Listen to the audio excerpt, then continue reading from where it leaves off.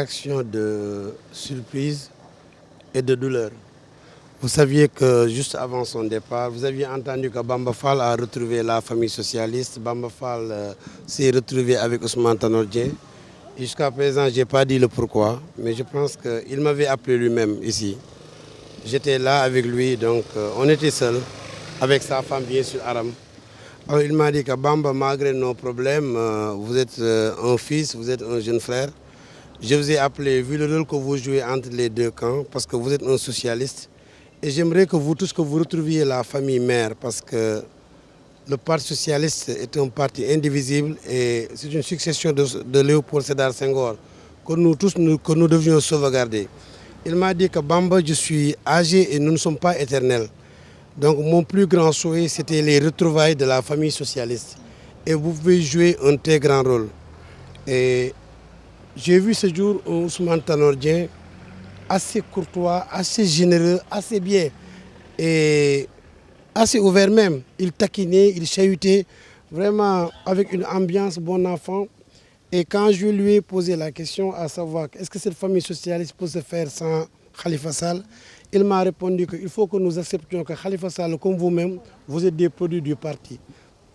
Dieu a fait ce qu'il a fait, mais ensemble, nous allons nous battre pour sa libération et pour les retrouvailles socialistes. Comme ça, au moins, demain, on aurait un parti socialiste fort. Ça, c'était ton souhait. Et par la suite, il m'a appelé 2 fois. Il me dit que Bamba, je t'encourage, j'ai vu votre position pour les élections, mais je pense que ce qui est essentiel, c'est que souvenez-vous que nous sommes les héritiers de Senghor, nous devions faire de ce parti socialiste un parti socialiste fort.